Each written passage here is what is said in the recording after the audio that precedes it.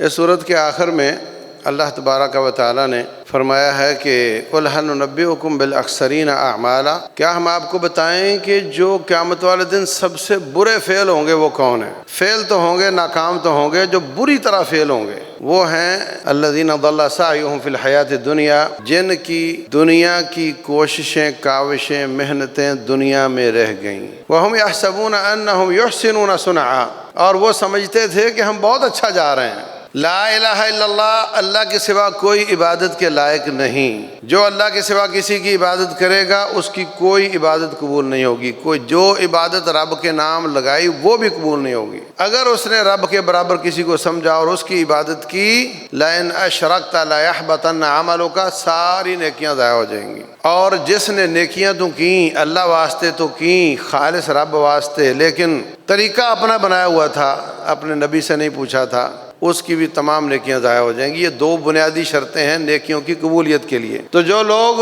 سمجھتے ہیں کہ ہم بڑا اچھا کر رہے ہیں، اس میں کیا حرج ہے؟ بہت بڑا جملہ ہے، اس میں کیا حرج ہے؟ رکعت میں فاتحہ ہے، ایک سورت ہے، سبحان ربی العظیم ہے، سبحان ربی الاعلیٰ ہے، یہی کچھ ہے نا۔ 4 رکعتیں پڑھے گا، عقل کہتی ہے اگر 10 نمبر کی ہے تو 40 ملیں گے، ظہر کی 5 پڑھے گا تو 50 ملنے چاہیے، اس میں بھی فاتحہ ہے، اس میں بھی سورت ہے، اس میں بھی سبحان ربی الاعلیٰ ہے، مگر شریعت کہتی ہے کہ اس کو 0 ملے گا۔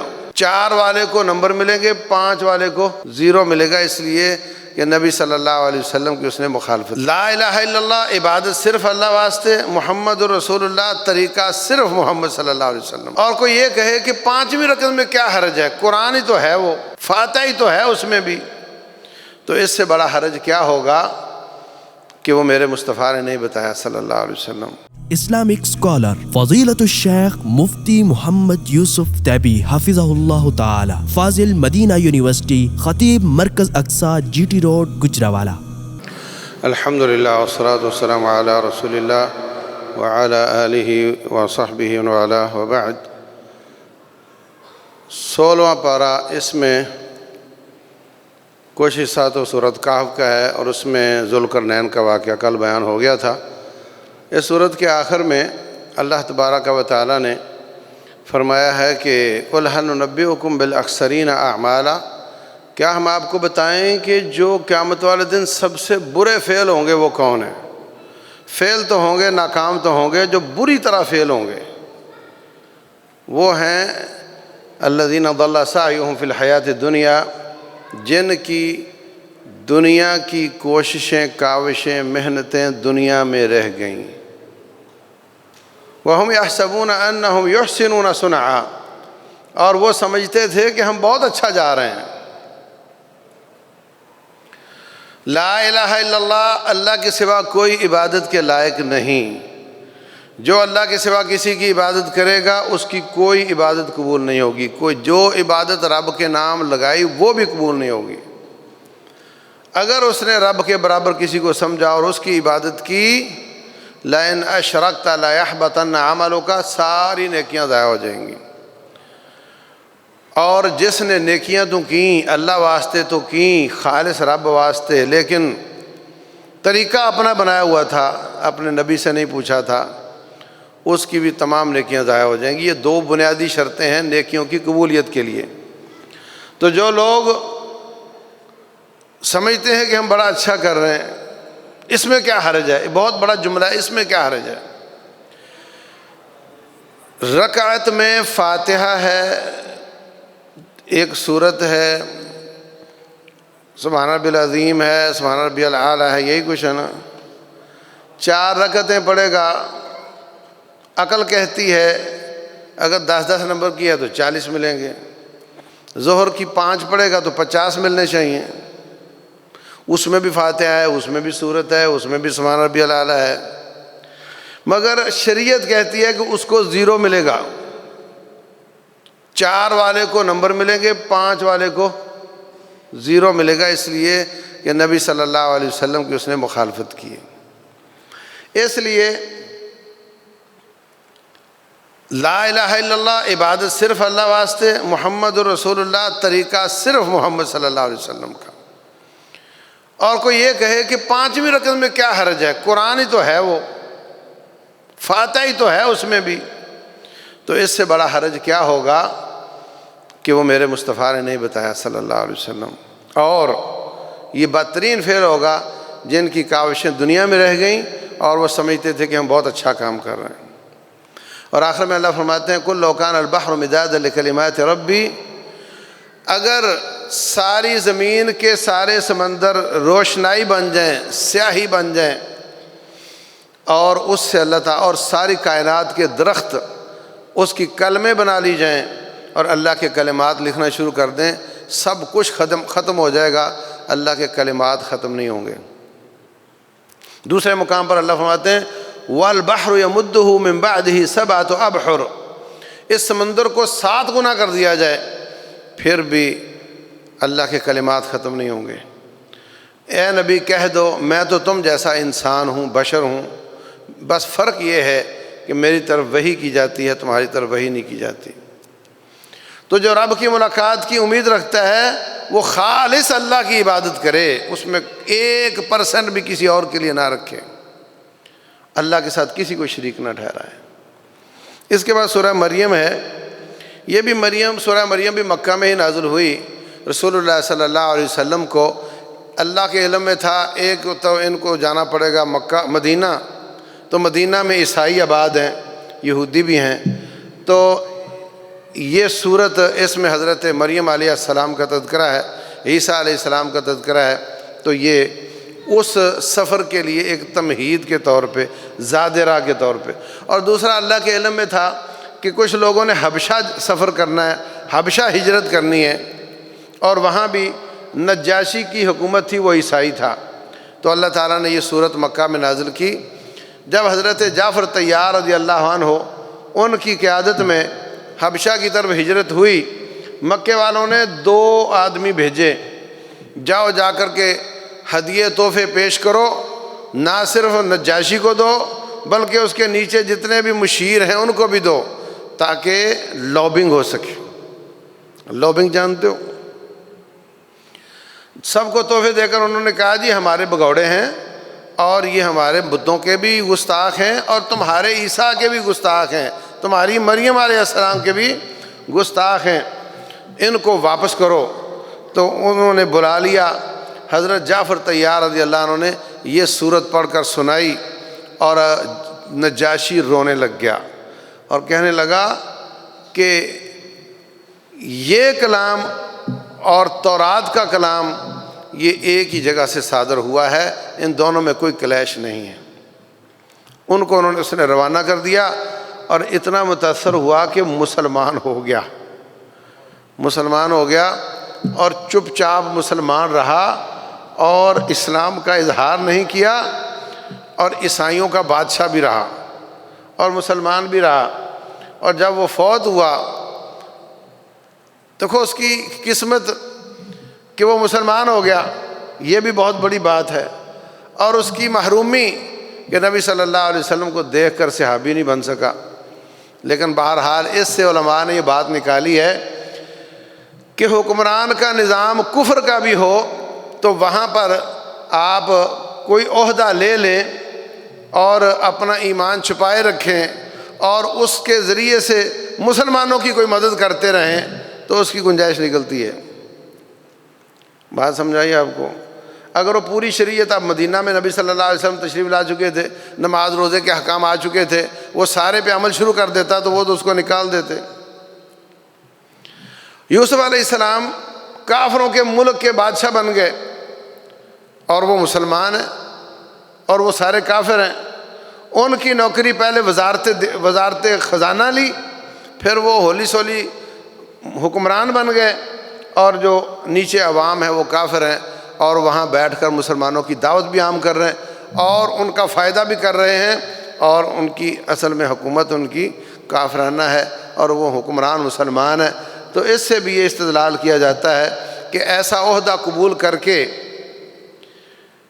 جس میں ظاہر سی بات ہے اسلام کی وائلیشن تو آئے گی، 100% اسلام پہ عمل تو نہیں ہوگا، مگر پھر دیکھا یہ جاتا ہے کہ میں کتنی وائلیٹ کر رہا ہوں اور کتنا میں اسلام کا فائدہ کر رہا ہوں. کل بھی اور پرسوں بھی مختلف ٹی وی چینلز پر مجھے بلایا گیا تو وہاں پہ اسلام کی وائلیشن تو ہو رہی تھی کبھی وہ قوالوں کو لگا دیتے تھے اور کبھی کوئی عورت بٹھا دیتے تھے۔ دل میں بہت انقباض تھا، بہت پریشانی تھی۔ بس ان دونوں واقعات کو ذہن میں لا کر کہ میں یہاں بیٹھ کر کوئی اچھی بات کر جاؤں گا، تو میں نے وہاں پہ جب کل کی بات تھی کہ وہ اسلاموفوبیا کا ڈے تھا انٹرنیشنلی، تو اس میں کشمیریوں کی بات کر دی، ہندوستان کے مظلوم مسلمانوں کی بات کر دی، فلسطینیوں کی بات کر دی، جو کہ کسی اور نے نہیں کی۔ تو یہ سوچ کر کہ میں وائلیٹ تو کر رہا ہوں کہ یہاں عورت بیٹھی ہوئی ہے، وائلیٹ تو کر رہا ہوں کہ یہاں مجھے یہ گانا باجا سننا پڑ رہا ہے، مگر اس کے ساتھ میں کوئی ایسی بات کر دیتا ہوں جو کوئی اور نہیں کرتا، اور میری آواز دور تک چلی جاتی ہے، اور وہاں تک، اور اس جگہ پہ کوئی اور ہوتا تو کوئی غلط بات کر دیا ہوتا۔ تو ان دونوں کو کمپیئر کر کے انسان سوچتا ہے کہ میرے یہاں آنے کا اسلام اور مسلمانوں کو فائدہ زیادہ ہے یا نقصان زیادہ ہے۔ تو حضرت جعفر طیار کی دعوت پر نجاشی مسلمان ہو گیا۔ صحیح بخاری کی حدیث ہے، رسول اللہ صلی اللہ علیہ وسلم نے فرمایا، او میرے ساتھیو، تمہارا بھائی نجاشی فوت ہو گیا، آؤ جنازہ پڑھیں۔ آپ نے مدینہ طیبہ میں مسجد نبوی میں ان کا غائبانہ جنازہ پڑھایا نجاشی کا۔ تو یہ صورت اس وقت نازل ہوئی تھی، اس سے پہلے اس میں اللہ تبارک و تعالیٰ نے شروع میں حضرت یحییٰ علیہ السلام کی پیدائش کا ذکر کیا ہے۔ زکریہ علیہ السلام حضرت مریم علیہ السلام کی کفالت کرتے تھے، وَكَفَّلَهَا زکریا۔ ایک دن ظاہر سی بات ہے، عورت تھی، گھر میں رہتی تھی، باہر سے کنڈی لگا دیتے ہوں گے، دیکھا کہ ان کے پاس وہ پھل ہیں جو میں نے نہیں لا کر دیے، تو کہنے لگی مریم یہ کہاں سے آئے ہیں؟ کہا یہ اللہ کی طرف سے ہیں۔ تو کہنے لگے یا اللہ، اس کو تو ڈائریکٹ دے سکتا ہے، اسباب سے ہٹ کر دے سکتا ہے، اسباب تو کوئی نہیں ہے اور آپ دے سکتے ہو، تو مجھے پھل کیوں نہیں دے سکتے؟ مراد یہ ہے بیٹا کیوں نہیں دے سکتے؟ اچھا دیکھو، بوڑھے ہو چکے ہیں میاں بھی بیوی بھی، لیکن اس کے باوجود نا امیدی نہیں اللہ کے گھر سے۔ تو اللہ تبارک و تعالیٰ نے فرما دیا، ان اللہ یبشرک بیحییٰ، آپ کو یحییٰ کی بشارت ہے۔ اور سنو، پاکستان میں ایک رواج ہے کہ بچہ پیدا ہوا، بچی پیدا ہوئی تو اس کا نام یونیک ہونا چاہیے، ہاں کسی نے نہ رکھا ہو، الٹے سیدھے نام لوگ رکھ رہے ہیں صرف یونیک لانے کی وجہ سے۔ تو اللہ فرماتے ہیں یہ یونیک ہے، نام بھی میں نے رکھا ہے، یہ بھی بڑی بات ہے کہ رب نے رکھا ہے، اور یہ بھی بڑی بات ہے کہ یہ یونیک ہے۔ لم نجعل لہ من قبل سمیہ، یہ نام آج تک کسی نے نہیں رکھا اور میں اس بچے کا رکھ رہا ہوں۔ تو یحییٰ علیہ السلام پیدا ہوئے۔ اس کے بعد واقعہ ہے حضرت مریم علیہ السلام کا۔ یہ بھی معجزہ تھا کہ والدین بوڑھے اور بانجھ ہو چکے ہیں، ظاہری اسباب کوئی نہیں بچہ پیدا ہونے کا، اور اللہ تعالیٰ نے کر کے دکھا دیا۔ حضرت سارہ علیہ السلام کو بھی حضرت اسحاق اس وقت ملے جب وہ بانجھ ہو چکی تھیں، اور مریم علیہ السلام کو بھی بچہ اس وقت ملا جب ان کی شادی بھی نہیں ہوئی تھی، ظاہری اسباب کوئی نہیں تھے۔ تو اللہ تبارک و تعالیٰ نے کائنات کو اسباب کے ساتھ جوڑا ہوا ہے۔ یہ درست ہے کہ شادی ہوتی والدین کی تو بچے ہوتے ہیں، مگر رب اسباب کا محتاج نہیں ہے۔ سائنس ساری اسباب کے ساتھ لٹکتی ہے، یاد رکھو میرا جملہ، سائنس اسباب کے ساتھ لٹکتی ہے، اور ایمان اسباب کے رب پر ہوتا ہے، اسباب کے رب پر ہوتا ہے۔ اسباب نہ بھی ہوں تو وہ کر سکتا ہے۔ آدم علیہ السلام کو پیدا کر دیا ماں باپ کے بغیر، حوا علیہ السلام کو پیدا کر دیا ماں کے بغیر، عیسیٰ علیہ السلام کو پیدا کر دیا باپ کے بغیر۔ وہ اللہ ہے، وہ اسباب کا محتاج نہیں ہے، بلکہ اسباب کا بھی وہ خالق ہے۔ ہمارے ہاں کیا چلتا ہے؟ زلزلہ آیا، لوگوں گھبرا جاؤ، لوگوں گڑ گڑا جاؤ، لوگوں ڈرو اپنے رب سے جو اتنی بڑی زمین کو ہلا سکتا ہے، تم کیا ہوتے ہو؟ وہ کہتے ہیں نہیں نہیں ڈرنے کی کیا ضرورت ہے، وہ اصل میں زمین کے نیچے پلیٹیں ہوتی ہیں اور پلیٹ تھوڑی کھسک جاتی ہے تو زلزلہ آ جاتا ہے، ہمیں پہلے سے پتہ تھا یہ بیلٹ زلزلے والی ہے اور اس میں ہی آتا ہے، یہ تو کوئی ڈرنے والی بات ہی نہیں ہے، یہ اسباب کے ساتھ لٹکنے والی بات ہے۔ رسول اللہ صلی اللہ علیہ وسلم کے زمانے میں گرہن لگ گیا، آپ اتنے پریشان، گھر میں آ رہے ہیں، گھر سے جا رہے ہیں، حواس اڑے ہوئے ہیں، رب نے سورج کو چاند کو بے نور کر دیا، چلو ساتھیو آؤ نماز پڑھتے ہیں، رب کے سامنے گڑ گڑاتے ہیں، صدقہ خیرات کرتے ہیں، استغفار کرتے ہیں۔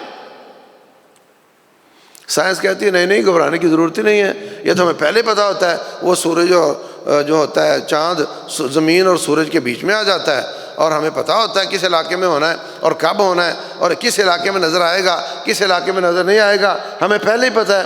جب پہلے ہی پتہ ہو تو پھر ڈرنے کی کیا ضرورت ہے؟ سائنس کہتی ہے ڈرو نہیں، اسباب کے ساتھ چلو۔ اسلام کہتا ہے کہ نہیں، اسباب کے رب کی بات مانو اور کوئی ایسی نشانی نظر آ جائے تو رب سے ڈرا کرو۔ سیلاب آتا ہے کیوں آتا ہے؟ وہ جی مونسون ہوتی ہے جی، وہ مونسون کی وجہ سے یوں ہوتا ہے جی، وہ کلائمیٹ چینج ہو رہا ہے جی، اور گلوبل وارمنگ ہوتی ہے جی، اس وجہ سے سیلاب آ جاتے ہیں جی، بس مرو، مگر ڈرنے کی ضرورت نہیں ہے۔ مگر رب رحمان کہتا ہے یہ سب میری نشانیاں ہیں، میری آیات ہیں اور میں اتنا کچھ کر سکتا ہوں، میری قدرت کو دیکھو اور مجھ سے ڈرو۔ وَيُحَذِّرُكُمُ اللَّهُ نَفْسَهُ، اللہ تمہیں اپنے آپ سے ڈراتا ہے، ڈر جاؤ، اور اگر تم ڈر گئے یُصْلِحْ لَكُمْ أَعْمَالَكُمْ، اللہ تمہارے سارے اعمال درست کر دے گا، وَيَغْفِرْ لَكُمْ ذُنُوبَكُمْ، اللہ تمہارے پچھلے گناہ بھی معاف کر دے گا۔ اللہ اکبر۔ تو حضرت مریم علیہ السلام، فرشتہ آیا کہنے لگا میں آپ کو بچے کی بشارت دیتا ہوں۔ کہنے لگی یہ کیسے ہو سکتا ہے، یہ کیسے ہو سکتا ہے، میری تو شادی نہیں ہوئی، بچہ کیسے ہوگا؟ کہنے لگی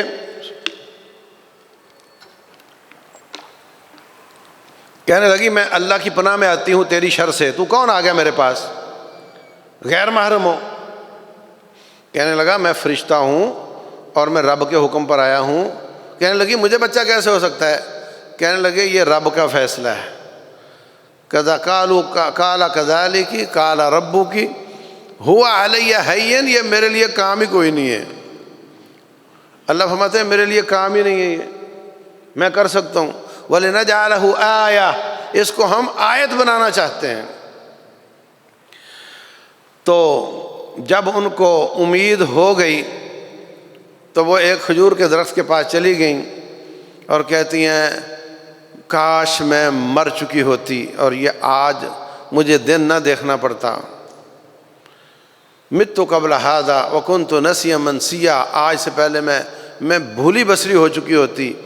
کیا جواب دوں گی میں اپنی قوم کو، اتنی نیک خاندان کی لڑکی اور یہ شادی سے پہلے بچہ لے کر آ گئی ہے۔ اس کو فرشتے نے آواز دی کہ درخت کے نیچے اللہ تعالیٰ نے تیرے لیے پانی کا انتظام کر دیا ہے، درخت کو ہلاؤ گی تو کھجوریں نازل ہوں گی، تو آپ کھجوریں کھاؤ، پانی پیو، اور اگر کوئی آپ سے پوچھے کہ بچہ کہاں سے لائی ہو تو اس کی طرف اشارہ کر دینا اور کہنا میں نے چپ کا روزہ رکھا ہوا، میں نہیں بولوں گی۔ اس سے ڈاکٹر بھی یہ بات کہتے ہیں اور مفسرین بھی کہ اس کیفیت میں عورت کو کھجور زیادہ کھانی چاہیے، کھجور زیادہ کھانی چاہیے، اس میں آئرن بھی بہت ہوتا ہے، وائٹامن بھی بہت ہوتے ہیں۔ رسول اللہ صلی اللہ علیہ وسلم فرماتے ہیں کہ جس گھر میں کھجور نہیں ان کے بچے بھوکے ہیں، ہر نعمت ہو اور کھجور گھر میں نہ ہو تو وہ بچے بھوکے ہیں، اتنی بڑی اللہ تعالیٰ کی نعمت ہے۔ تو کھجور کھانی چاہیے، خصوصاً ان دنوں میں عورتوں کو کھانی چاہیے۔ تو بہرحال بچہ لے کر آ گئی، قوم نے پوچھا یہ کہاں سے لائی ہو؟ کتنی کیفیت ہوگی اس وقت ہماری اماں کی، پریشان کن، اور کوئی تسلی دینے والا نہیں، ہاں کوئی ماں کوئی باپ کوئی رشتہ دار کوئی تسلی دینے والا نہیں، اتنی کیفیت پریشان کن۔ کہنے لگے یہ کہاں سے لے کر آ گئے؟ ما کان ابوک امرأ سوء، نہ تو تیرا ابا برا تھا، وما کانت امک بغیہ، اور نہ تیری ماں بدکار تھی۔ اس سے لوگ یہ بات نکالتے ہیں مکافات عمل۔ مکافات عمل کیا ہوتا ہے کہ آپ نے کوئی جرم کیا ہے تو وہ جرم پھر آپ کے ساتھ ہوگا دنیا میں، سمجھ آئی؟ وہ جرم پھر آپ کے ساتھ ہوگا، آپ کے ساتھ نہیں تو آپ کی گھر والی کے ساتھ، نہیں تو آپ کی بچی کے ساتھ، یا یہ ہوگا۔ آپ کو قرض چکانا پڑے گا دنیا میں بھی، آخرت میں تو ہوگا، اس کا گناہ ملے گا، اس کی سزا ہوگی، دنیا میں بھی ہوگی۔ تو کیونکہ انہوں نے کہا کہ جب تیرا باپ اس نے کسی سے برا نہیں کیا اور تیری ماں نے کسی کے ساتھ برا نہیں کیا تو تیرے ساتھ ایسے کیسے ہو گیا؟ اگر وہ اس طرح ہوتے تو ہم سمجھتے کہ یہ مکافات عمل ہے، جب وہ برے نہیں تھے تو تیرے ساتھ برا کیسے ہو گیا؟ اس آیت سے لوگ مکافات عمل کا استدلال کرتے ہیں۔ باہر صورت پھر کیا ہوا؟ کہنے لگی اس سے پوچھ لو، کہنے لگے بچہ گود میں وہ کیسے بولے گا؟ تو حضرت عیسیٰ علیہ السلام نے فرمایا قال انی عبد اللہ، میں اللہ کا بندہ ہوں، آتانی الکتاب وجعلنی نبیہ، بچپن میں ہی مجھے اللہ نے کتاب عطا کر دی ہے اور مجھے نبی بنا دیا ہے۔ تو جب بچہ بول پڑا تو سب کو تسلی ہو گئی کہ یہ معجزہ ہے۔ اور اس کے بعد یہ نظریہ، عیسائیوں کا نظریہ یہ تھا کہ یہ بچہ نعوذ باللہ رب کا بیٹا ہے، تو ان آیات میں اللہ تعالیٰ نے اس کی نفی فرمائی ہے کہ حضرت عیسیٰ اللہ تعالیٰ کا بیٹا نہیں، نعوذ باللہ۔ اور اس کے بعد اللہ تعالیٰ نے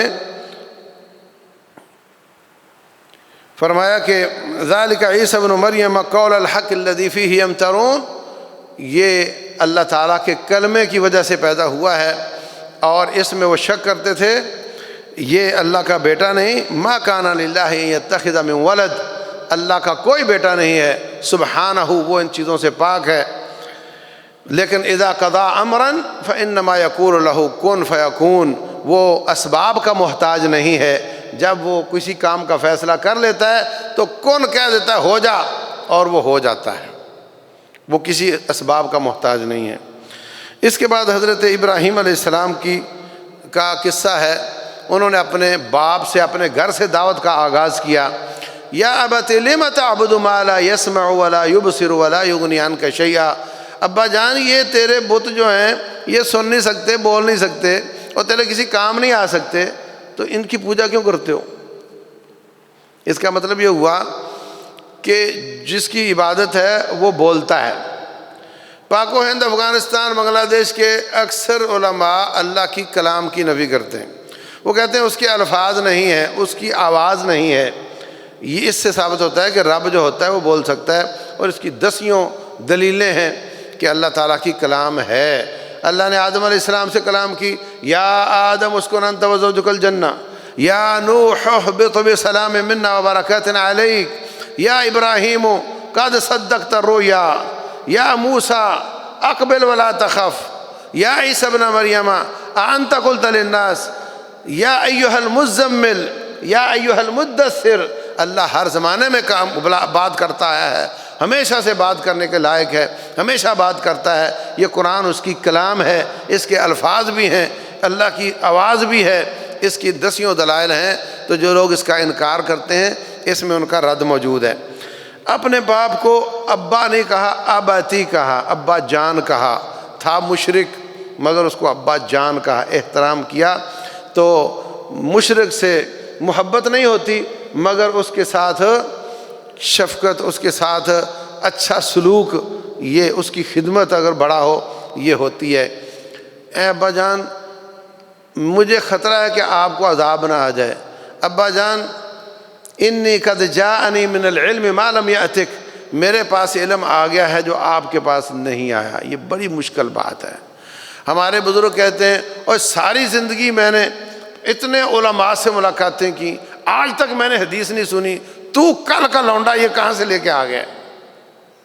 وہ بابا جی پتہ نہیں آپ نے جو 60 سال گزارے ہیں وہ بھینسوں کے پیچھے گزارے ہیں یا کھیتوں میں گزارے ہیں، آپ ضروری تھوڑا کہ آپ کو ہر حدیث کا پتہ ہو۔ جب میری عمر زیادہ ہے تو پھر مجھے زیادہ پتہ ہونا چاہیے نا۔ یہ سمجھتے ہیں۔ تو ابراہیم علیہ السلام کہہ رہے ہیں کہ عمر آپ کی زیادہ پر علم میرے پاس آ گیا ہے، فاتبعنی، میرے پیچھے لگ جا، اہدک صراطا سویا۔ وہ کہتا ہے اچھا تو میرے معبودوں کو برا کہے گا، ان سے بے رغبتی کرے گا، میں یہی پتھر جس سے بت بنا رہا ہوں نا تو میں مار مار کے رجم کر دوں گا، نکل جا میرے گھر سے۔ کہنے لگے نکل تو جاتا ہوں، سأستغفر لک ربی انہ کان بی حفیا، میں آپ کے لیے استغفار کروں گا۔ تو حضرت ابراہیم علیہ السلام نے اپنے باپ کے لیے استغفار کیا جب تک زندہ تھے۔ جب فوت ہو گیا اللہ فرماتے ہیں ما کان استغفار ابراہیم علی ابیہ الا عن موعظۃ وعدها ایاہ فلما تبین له انہ عدو للہ تبرأ منہ۔ جب وہ کفر پر مر گیا تو حضرت ابراہیم اس سے بری ہو گئے، لا تعلقی کا اظہار کر دیا۔ تمہارے لیے ابراہیم اور ان کے ساتھیوں میں نمونہ ہے، مگر ابراہیم علیہ السلام کا یہ کہنا کہ میں اپنے باپ کے لیے استغفار کروں گا، اس میں تمہارے لیے نمونہ نہیں۔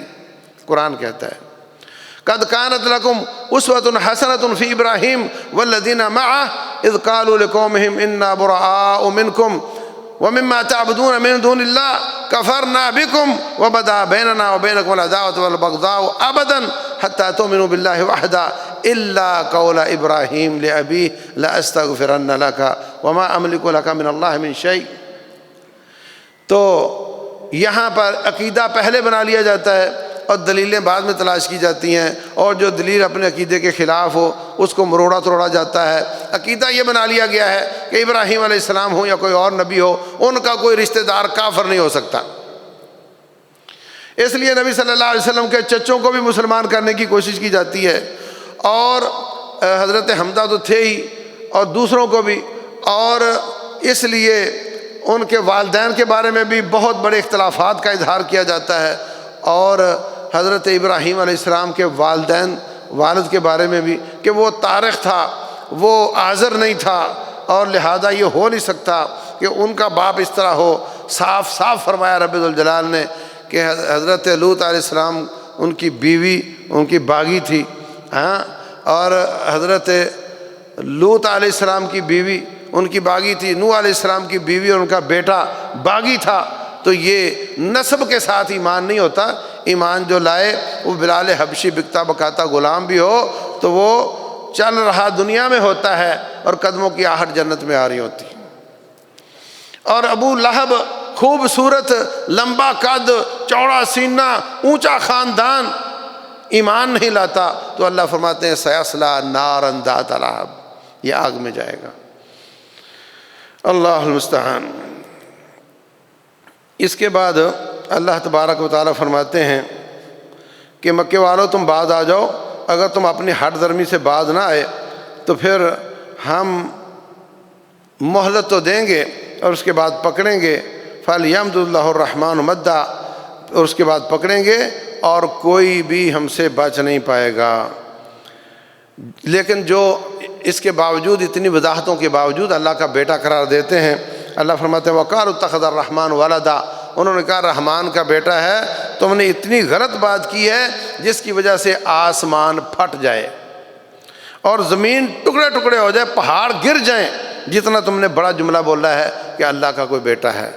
تو آج کل لوگ میری کرسمس کہتے ہیں، عیسائیوں کو ان کی عید کی مبارکباد دیتے ہیں، وہ گویا ان کے عقیدے کی موافقت کر رہے ہوتے ہیں۔ مسلمانوں باز آ جاؤ، یہ کام بالکل نہیں کرنا ہم نے۔ اس کے بعد سورہ طٰہٰ ہے، طٰہٰ میں یہ بھی اسی وقت ہی نازل ہوئی ہے، قریب مکہ میں ہی۔ شروع میں اللہ تعالیٰ نے فرمایا ما انزلنا علیک القرآن لتشقیٰ الا تذکرۃ لمن یخشیٰ تنزیلا ممن خلق الارض والسماوات العلیٰ الرحمن علی العرش استویٰ، رحمان عرش پہ ہے۔ ہندو بھی کہتا ہے اوپر والا، فرعون بھی مانتا تھا کہ رب اوپر ہے، کہتا ہے او حامان پکی اینٹوں کا بھٹا لگا اور ایک محل تیار کر اونچا، اور اس پر چڑھ کر میں دیکھوں کہ اس کا رب ہے بھی کہ نہیں۔ وہ سمجھتا تھا اوپر ہے، اور اسلام بھی یہی تصور دیتا ہے کہ اللہ اوپر ہے۔ رسول اللہ صلی اللہ علیہ وسلم کے پاس ایک صحابی آیا لونڈی لے کر، کہتا جی اس کو میں آزاد کرنا چاہتا ہوں، آپ اس کے ایمان کا پیپر لے لیں۔ فرمایا لونڈی بتاؤ اللہ کہاں ہے، یہ نہیں کہا اللہ ہے یا نہیں، اور یہ نہیں کہا کہ اللہ ایک ہے زیادہ ہے، بلکہ کہا اللہ کہاں ہے؟ کہتی ہے آسمانوں پہ۔ دوسرا سوال من انا، میں کون ہوں؟ کہتی ہے انت رسول اللہ صلی اللہ علیہ وسلم۔ فرمایا اس کو آزاد کر دو، یہ مومن ہے۔ 100 نمبر لیے۔ ہمارے علاقے کے اکثریت کو یہ 2 سوال کیے جائیں تو وہ سارے ہی فیل ہو جائیں گے، کیونکہ وہ رب کو اوپر نہیں مانتے۔ کوئی دلوں میں گھسا ہوا مانتا ہے نعوذ باللہ، کبھی دیکھا دل بنا کر رب لکھا ہوتا ہے اللہ، اور کوئی اللہ تعالیٰ کو ہر جائی مانتا ہے کہ ہر جگہ اللہ، ہر چیز میں اللہ ہے نعوذ باللہ، اور کوئی رب ذوالجلال کو لا مکان مانتا ہے، اللہ کسی جگہ بھی نہیں ہے، لا مکان کہیں بھی نہیں ہے۔ حقیقت یہ ہے 10 دلائل ہیں اللہ کے اوپر ہونے کے۔ سبحان ربی الاعلی امنتم من فی السماء، اللہ آسمانوں پہ، اور یہ لونڈی کا واقعہ، اور یہ آیت الرحمن علی العرش استوى، یہ سب دلائل ہیں کہ رب ذوالجلال اوپر ہے۔ اس کے بعد لمبا واقعہ بیان ہوا ہے حضرت موسیٰ علیہ السلام کا۔ موسیٰ علیہ السلام پیدا ہوئے، اس وقت جو نمرود نام یا تھا کوئی اور تھا، وہ بادشاہ بچے قتل کرتا تھا، اللہ نے اس کے باوجود ان کو پیدا کر دیا۔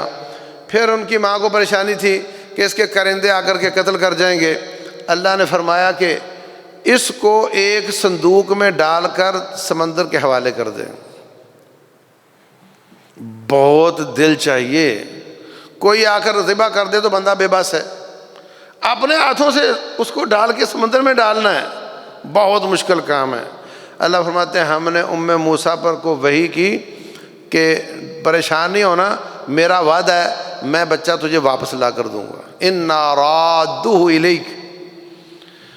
تو جب پتہ چلا کہ کوئی خطرہ ہو سکتا ہے، بیٹے کو صندوق میں ڈال کے لہروں کے حوالے کر دیا، اور بیٹی کو کہا بیٹی ایسے ترچھی نگاہ سے دیکھنا، کسی کو احساس نہ ہو کہ تو دیکھ رہی ہے کہ یہ صندوق کدھر جاتا ہے۔ اس نے دور سے دیکھا، وہ صندوق گھومتا گھومتا فرعون کے یا نمرود کے محلات کی طرف گیا، بلکہ فرعون کے، تو ان کے لوگوں نے اس کو نکال لیا۔ فرعون کہتا ہے یہ بنی اسرائیلیہ لگ رہا ہے مجھے، اس کو قتل کر دو۔ اس کی بیوی کہتی ہے ماتھے پہ لکھا ہے بنی اسرائیل کا بندہ ہے، چپ ہو جا۔ ہاں بنا پھرتا تھا رب، وہ بیوی کی دھمکی سے ڈھیر ہو گیا۔ ہاں تھا بیوی کا مرید اور کہتا تھا میں رب ہوں تمہارا۔ اس نے کہا چپ ہو جا، چپ ہو گیا، اور اسی وقت وہ تلواریں جو اس کو کاٹنے کے لیے آئی تھیں وہ اس کے رکھوالے بن گئے۔ یہ ہے اللہ۔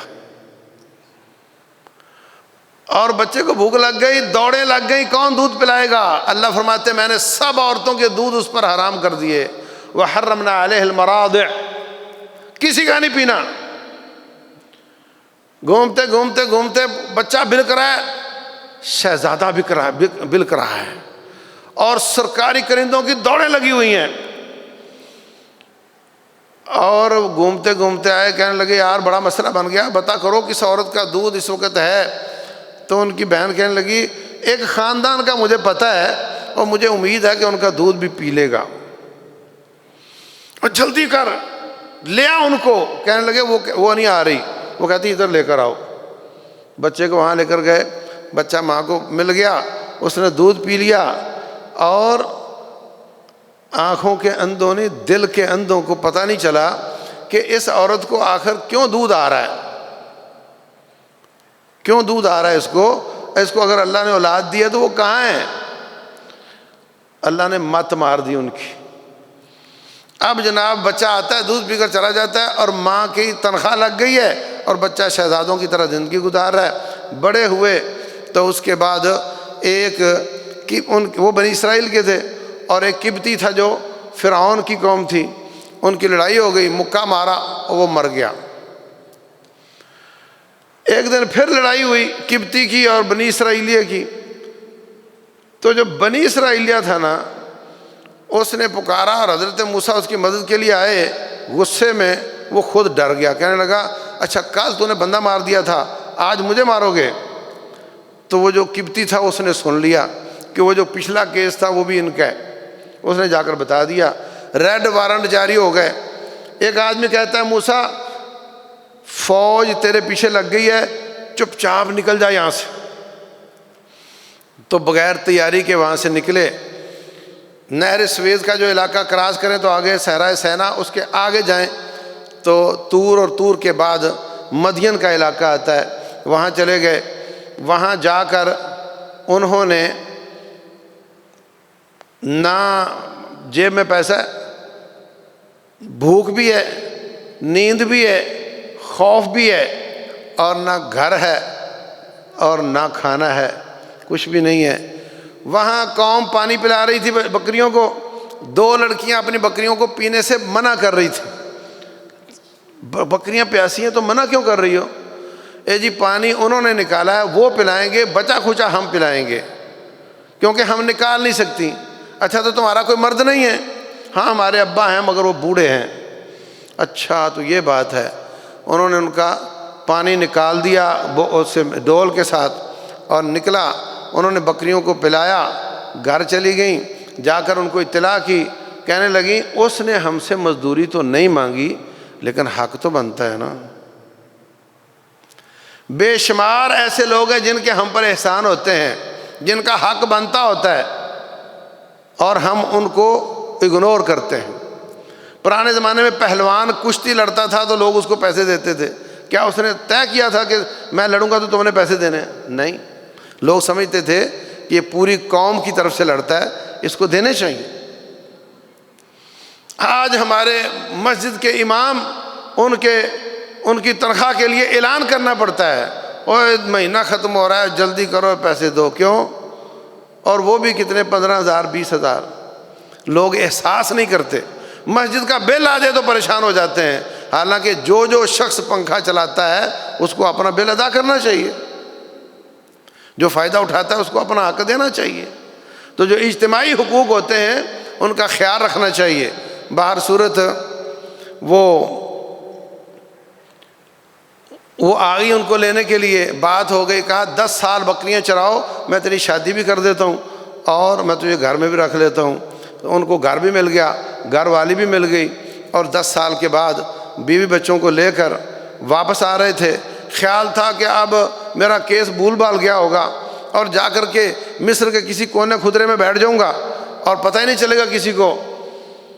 جب راستے میں جنگل میں کوہ طور کے پاس پہنچے، اللہ تعالیٰ نے نبوت اور رسالت کے تاج سے سرفراز فرما دیا اور کہا جا کر فرعون کو سمجھانا ہے۔ یا اللہ، انہوں نے تو میرے ریڈ وارنٹ جاری کیے ہوئے تھے، وہ تو مجھے قتل کر دیں گے۔ اللہ فرماتے ہیں میں ذمہ دار ہوں اور بات کروں۔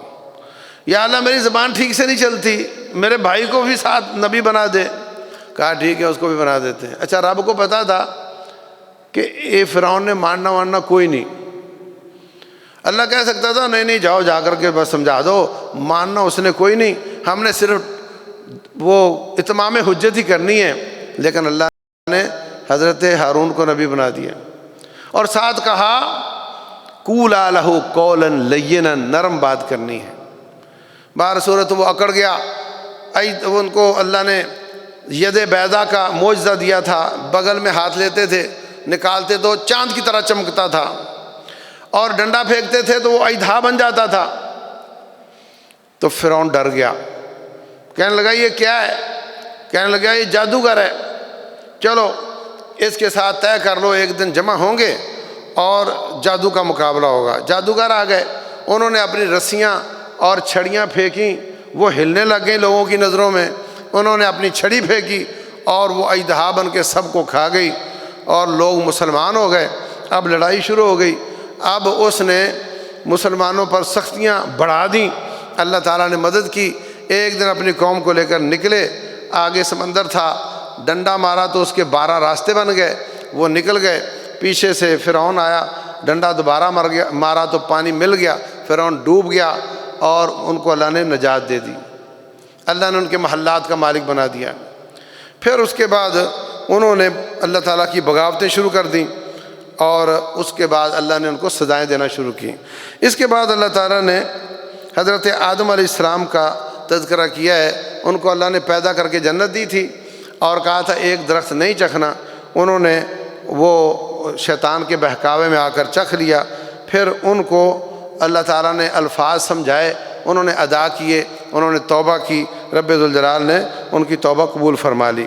تو آخر میں اللہ تبارک و تعالیٰ اپنے نبی صلی اللہ علیہ وسلم کو صبر کی نصیحت فرماتے ہیں اور فرماتے ہیں لا تمدن عینیک الی ما متعنا بہ، اے نبی علیہ الصلوۃ والسلام یہ جو بڑے بڑے سرمایہ دار ہیں ان کے سرمایے کی طرف آنکھ اٹھا کر بھی نہیں دیکھنا، بلکہ اپنے آپ کو غریبوں کے ساتھ جوڑ کر رکھنا ہے، ان کی داد رسی کرنی ہے۔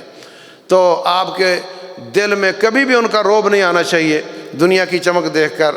رسول اللہ صلی اللہ علیہ وسلم فرماتے ہیں ابغونی فی ضعفائکم، جب بھی آپ نے مجھے تلاش کرنا ہو تو دیکھو جہاں غریب بیٹھے ہوں گے وہاں میں بیٹھا ہوں گا۔ وَهَلْ تُنْصَرُونَ وَتُرْزَقُونَ إِلَّا بِضُعَفَائِكُمْ، تمہاری مدد بھی غریبوں کی وجہ سے ہوتی ہے اور تمہارا رزق بھی غریبوں کی وجہ سے آتا ہے۔ تو یہ آخری مضامین ہے اس میں۔ اللہ تبارک و تعالی اس میں جو اسباق ہمارے لیے ہیں اس پر ہمیں عمل کرنے کی توفیق دے، جو جو کام کرنے کے ہیں کرنے کی توفیق دے، جن سے منع کیا گیا ہے رکنے کی توفیق دے۔ واللہ تعالی اعلم، وصلی اللہ وسلم وبارک علی نبینا محمد۔